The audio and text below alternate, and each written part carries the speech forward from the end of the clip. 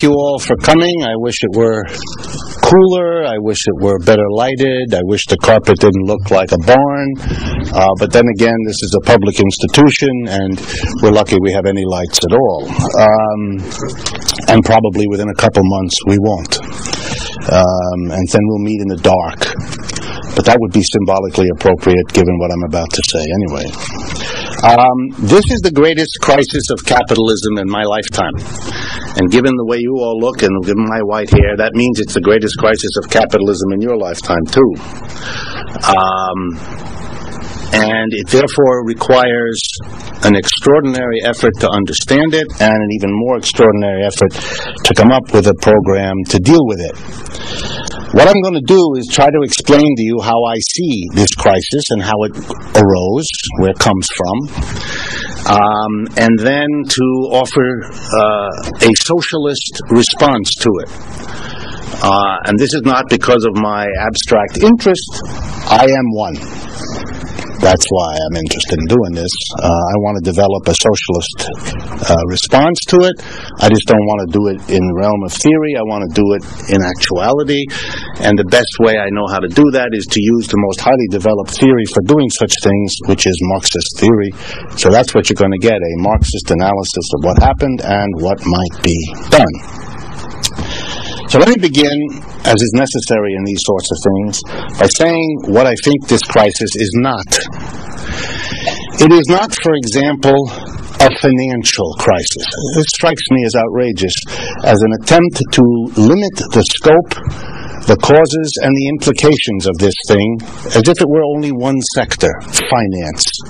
That strikes me as the equivalent of thinking that a serious pain somewhere in your body should not be investigated as to whether or not it has something to do with the system of your bodily functions that happens to show up here or there. It's an attempt to make the symptom where it blows up be the localized place beyond which it hasn't spread. You might hope it hasn't spread, but simply asserting it and assuming it could be deadly. And I think it's deadly in this case. I also don't think this has much to do with executive pay, which has been outrageous for at least 25 years in this country. It doesn't have to do with greed. You probably have figured out already that greed predates this crisis. Consequently, these are efforts in my mind to keep us away from the central issue, which is to raise the question, is this a crisis of the system as a whole, rather than a problem with this or that aspect of the crisis? The media are virtually at one in keeping it limited. That's, after all, the job of the media in our culture, to calm us, to relax us, to give us human interest stories instead of the news. And so I don't want to do that. And so I want it to be understood that my approach is to say this is a crisis that affects all the parts of this system, manufacturing, services, finance, to be sure, included, but in no way restricted. It didn't start with finance. It's not ending with finance. I want to put it back in the context from which I think it was ripped. In order to do that, and always because I'm conscious, being an economics professor, that I have colleagues in the room, or even if they're not in the room, they'll hear about it, it's always necessary for us to do something on the board to demonstrate kind of our bona fides, that we can do things on the board. So I'm going to do that. And I'm going to tell the story, as best I can, of how we got into this mess here in the United States. And I'm going to divide this little graph into two parts. One part goes from 1820 to around 1970, 150 years, during which the productivity of American workers went up each year. The line goes up simply to say that the average worker produced more stuff every year than they did the year before. They were trained better, they had better machines, they had more machines, so the productivity per worker went up every year. Okay. For this period of time, I'm going to draw a second line, and that second line represents what happened to workers' wages in the United States. It's really remarkable that the wages of American workers rose from 1820 to the 1970s. Every decade, they were higher than the decade before. Real wages. Real wages means the amount of money you get as against the prices you have to pay for the things you use your money for. And the profits went something like that too. In other words, productivity went up, and in the sense of economics, the workers shared that productivity rise by rising wages, and the corporations enjoyed rising profits. Okay? And that's very peculiar. There may not be any other capitalist country that had 150 years of that experience. It certainly gave the American working class the idea, and you'll see the relevance of this in a couple minutes, gave the working class the idea that the United States was really special. Here's a place where year after year you do better. Your children will do better than you did, and your grandchildren will do still better, and there's something awfully special. Some people called it the exceptional America. And, you know, being Americans, the major explanation for this required looking up. He likes us better than he likes other people, something that's been reaffirmed, as you know, many times. George Bush said it too. Sarah Palin said it the other night, so it's well known. And there are other arguments given. You know, we have virgin land, untouched land, as long as you forget the people who were touching it before. Things like that. Nonetheless, there is this hard, powerful reality that the American working class enjoyed 150 years of rising consumption. It's therefore not surprising that a working class that enjoys rising consumption for 150 years would choose to define its own self-worth, measure its own success in life according to the standard of consumption. That's safe. That's going up. Safe thing to measure yourself in. So Americans began to think of themselves as successful if they lived in the right neighborhood, drove the right car, wore the right outfit, had the right vacation in the right part of Europe, etc. Americans became wedded to consumption in a way that other working classes in the world hadn't. Probably still haven't. It's not an accident that in the United States, the industry we call advertising rose first and developed further than anywhere else. A whole industry devoted to cultivating the passion for consumption in a population already 3/4 of the way there. Why is this important? It's important because in 1970, the world changed for the American working class in ways I don't think it has come to terms with at all. Here's what happened. The middle line, the real wages, stopped going up. They go like this, sort of, tending down a little bit. The real weekly wage, the real hourly wage of a worker in the late 1970s was higher than it is today. What you get for an hour of work in the way of goods and services is less now than your parents got before you. Real wages stopped. Productivity kept going up. And if you understand what will happen, it doesn't take any kind of advanced degree. I'm not against your getting an advanced degree. It takes a long time, and these days it won't do much beyond taking a long time. But you don't need it. You don't need it.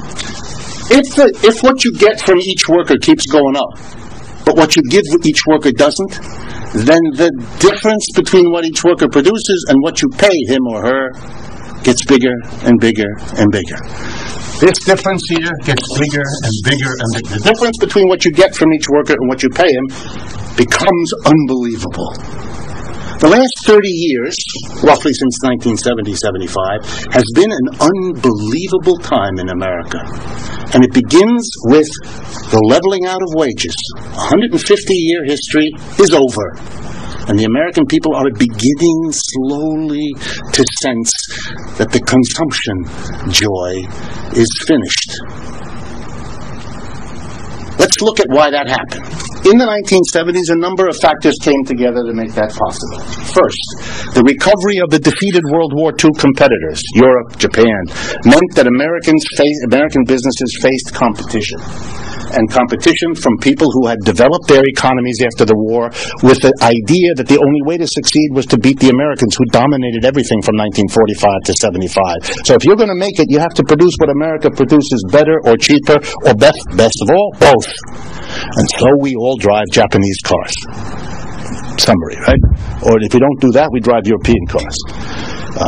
Perfect example, though, that was a major industry in the United States, automobiles, and they went to work to replace us, and they've succeeded. So Americans businesses reacted in part by leaving the United States, looking to find cheap places of producing somewhere else. That meant Americans lost their job, and so they began to work for less money. The wages start going down. Second, if American company couldn't find cheap labor abroad, there was the alternative: bring the cheap labor here. And we explode our immigration to bring desperately poor people here to lower the wages. We have a women's liberation movement that takes thousands, millions of American women who worked in the house and they look for a job. You get the picture. A whole lot of factors came together, and I haven't exhausted them all, to make wages go down in the United States. Stagnate or go down. Productivity keeps going up. We know that it goes up because the last 30 years are the implantation of the computer, making it possible for each worker with benefit of computer to do much more than they could have done without one. Productivity rises, wages are flat. The difference is what the employer gets. The last 30 years have been a fantasy, as you're going to see, of employers' dreams come true. An unbelievable time in which the wages stay flat, but each year that you're paying the worker the same, you get more and more stuff to sell. Employers' profits go wild, and all the people who get their fingers on employers' profits, the professionals who sing the songs they like to hear, the shareholders who get a piece of the action of each company's profits, they're the ones who have a bonanza in the last 30 years. Fantastic time. The only thing more profitable than simply making the money off the worker whose wages are flat while he produces more are all the people who handle this exploding bundle of profits, who package it and repackage it and finance it and lend it and borrow it and invent new mechanisms. That's called the finance industry. Of course they went crazy. Every finance company, every bank, new kinds of banks, all kinds of banks, stumble all over themselves to get a hold of this. This immense pot of profits also made everybody else who could get their hands on it grab it before it disappeared. Executive salaries went nuts in the United States in the last 30 years. I understand for many Americans, they've only discovered this fact in the last 30 days and are outraged by it, but it's 30 years old. It means the population was sleeping. Or maybe it just didn't matter. So long as you were getting your situation, who cares if they got 30, 60, 70, 80, 100, 200 million? What difference does it make? There's so much profit that we can all be at the trough. Capitalism always goes wild. We always have bubbles and booms under these circumstances. We open a new continent for capitalism, it goes crazy. It has a new invention, it goes crazy. The railroads did it, the electricity did it, nuclear energy did it. Whenever there's an opportunity like this, for whatever reason, capitalist competition produces a bubble that bursts. If you don't want a bubble that bursts, you got a problem with a system, because it has done it over and over again. What did the working class do? I'm more interested in that, being a socialist. What did the working class in America do? It had a problem. What was the problem? No rising wages. For a population committed to measuring each person's success by the amount of consumption they could afford. Measuring your meaningfulness in life, your standing, your prestige. Everything about you is measured in terms of consumption. What car, what neighborhood, what mall, etc. What happens to a population for 150 years that experiences rising consumption when the means they had always had to achieve it, rising wages, stop? Well, they can go through a trauma right then and there. We can't anymore. It's over. Most people don't do that. They found other ways. And two in particular I want to draw to your attention because of their effects. One, Americans undertook more work. That is, people took a second or a third job. The number of hours per year worked by the average worker has risen about 20% since the 1970s. By comparison, in Germany, France, and Italy, for example, the number of hours worked per year per worker has dropped 20%. That's a stunning difference. American workers began to work to a level of exhaustion. Secondly, they sent more family members out to work. Women, particularly, went out to work. Retirees went back to work, and teenagers learned to love a job sooner than they had before. We got more people working. Did that solve the problem of American workers' rising consumption? No, because it turned out that there were all kinds of costs associated to the fundamental exhaustion of the American worker and his/her family.